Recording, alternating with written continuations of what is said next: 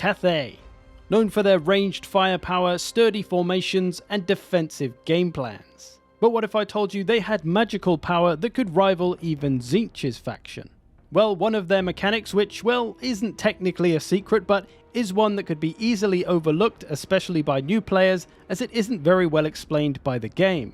This mystical power is Mastery of the Elemental Winds, a trait which reads, when 2 or more units in the same army share this attribute, intensity increases the power of spells cast. Well, firstly, who exactly has this trait? Well, it's all the lords that can cast magic, so Zhao and Miao, and the 2 dragon-blooded Shigengan lords. Also, the 2 heroes, the Alchemist and the Astromancer, as well as the Wujing Compass unit. So that's most of the lords, both of the heroes, and this unit as well. Now if we go back to read it again, when 2 or more units, so any 2 of those, or more, 3, 4, 5, are in an army together, their intensity increases the power of spells cast. Now that's a bit vague, right? Intensity of what exactly? The power of spells, what does that mean precisely? Well, here we have 2 units with Mastery of the Elemental Wind, so that's the 2 together that will activate this ability. If we then scroll over any spell, we will notice near the top of the tooltip here, just below Bombardment, it says Intensity, 115%. So what we can learn from this is that magic for Cathay is always at 100% intensity, that's the normal, like it is for any faction. But as soon as you add in a second person with Mastery of the Elemental Winds, you gain 15%. So therefore we know that for every person added on, you will gain an extra 15%. So 130, 145, 160, and so on. Now with the Comet of Cassandora, take note of the range damage here, 1987 range damage, up from the 100% base amount of around 1700. So what happens if we do this? Zhao Ming, 1 of each hero, and 5, I repeat, 5 Wujing Compasses. This will give you the maximum intensity possible in the game, 200%. That's the maximum you can get. So all of these, each one of these is adding on 15%, bar the last one who's adding on only 10% to get to that max. But this is requiring 8 sources of Mastery of the Elemental Winds. Although technically whoever the first one is counted as won't actually add their 15%, but if we now look at Comet of Cassandora again, look at the range damage now. 3456, 3456 freaking damage. It's double damage, basically. 200% intensity. Oh, scheisse, the Germans are probably saying. That's a big old chunk of damage. What else happens to spells with 200% intensity? How about Uranen's Thunderbolt? 1300 damage, all for the low cost of 6 Winds of Magic. And it's an armor-piercing spell, so say goodbye to enemy elite infantry. What about a good old classic of Harmonic Convergence? Would you like 48 melee defense and 48 melee attack for your chosen unit? Well, yes you can, sir. Let me get you a bag for that. Paper or plastic? Paper, obviously. We're Cathay. Or maybe Curse of the Midnight Wind, minus 48 melee attack and minus 60 armor for an area. I think I'll actually feel sorry for the enemy troops. Ridiculous. But let's put all this to the test and see how ridiculous it really is. Let's take good old Zhao and one of his spells, Dragon's Breath, from the lore of Yang, one that he'll have when he's in dragon form. Only costs 6 Winds of Magic, does a nice bit of damage. Here it is at 100% intensity, so no buffs, 6 Winds of Magic on some Bloodletters. How much damage does it do? About 1/5 of their health. So that's the base version, with no Mastery of the Elemental Winds. Not bad, it's okay. What about 200% intensity then? Still only costs 6 Winds of Magic. Intensity doesn't change magic cost. How much damage does it do now? Well, fairly predictably, it's about 2/5 now of the Bloodletter's health, which is pretty good. 6 Winds of Magic for nearly half of an 800 cost unit's health. Sweet. But oh wait, there's Overcasting.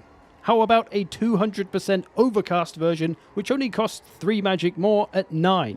How much damage does that do? Well, cue the Germans again. Oh, scheisse. Absolutely wrecked them, damn near killed them. About 3/4 of their health gone. So that's double damage on their double damage. Which means for the cost of only 3 Winds of Magic, you got a 200% increase in power. And you've mostly killed off a unit of 800 cost Bloodletters. That is freaking good value for your magical money. I also tried this out with another Yang spell, Wall of Wind and Fire, which is a really wide but slow wind spell that only costs 7 Winds of Magic, so just a little bit more than the Dragon's Breath attack we just used.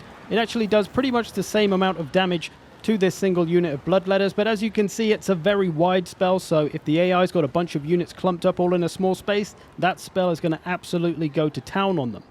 Especially if you get the 200% intensity overcast version like this, that is going to absolutely cremate crowds of infantry.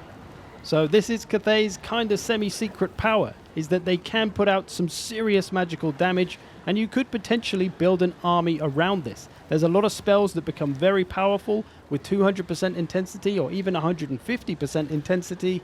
There's going to be some seriously interesting multiplayer builds for this, I'm sure. Here's a bunch of spells 200% overcast that Cathay could bring. Glittering Robe, plus 120 armor to an area. That's going to be the toughest front line you've ever seen. How about a Regrowth that heals 70% of a single unit's health?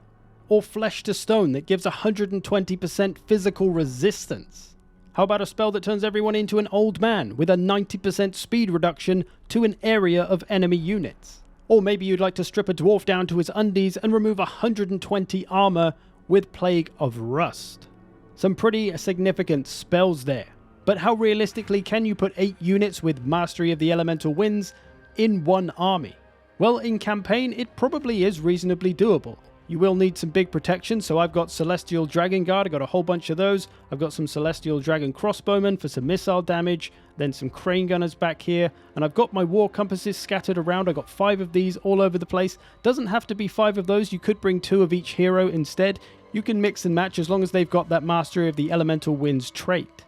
So in campaign, it seems like it could be doable and could work if you really want to have some magic fun with it, although you will have to try and protect all those units with Mastery of the Elemental Winds, which probably means you'll want to spam off some of the cheaper spells that you get really good value for money for, like Dragon's Breath, rather than using all the big expensive spells and using up all your magic. But I haven't properly tried this in a campaign yet. I think I'm going to with my current Zhao campaign that I've got going. We'll try this out as a build and see how effective it really is and whether that power, that extra power from the magic, is enough to help you win battles, even if you're lacking troops in other areas. Melee infantry, missile infantry, can the magic be enough to carry you through battles?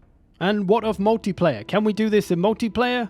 Well, alas, no we can't quite, unfortunately, as the maximum amount you can do in multiplayer is only 160%. This is because War Compasses with unit caps turned on are limited to 2, so you can only bring 2 of those, and of course if you know unit caps you'll also know that you can only bring 2 heroes as well. So that means you can only bring 5 Mastery of the Elemental Winds folk along. But hey, that's still 60%, right? That's not bad. That's a good amount. That's still some extra power to add onto your spells.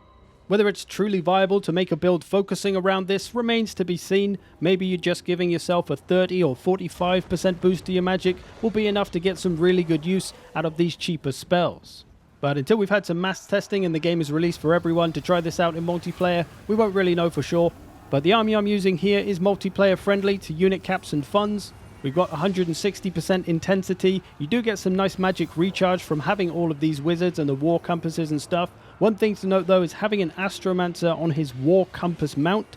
I kind of assumed that they would bring 2 lots of Mastery of the Elemental Winds because it's the Astromancer and the War Compass combined. So that's 15% each, right? But no, it's just 15% for both of them, which kind of sucks and kind of makes that mount maybe a little bit useless, but we'll have to see how it works in multiplayer. It does have some magic recharge stuff. You can see me popping off spells all over the place here, getting some good magic off, getting through these bloodletters. Going to drop a Plague of Rust on this Bloodthirster Lord.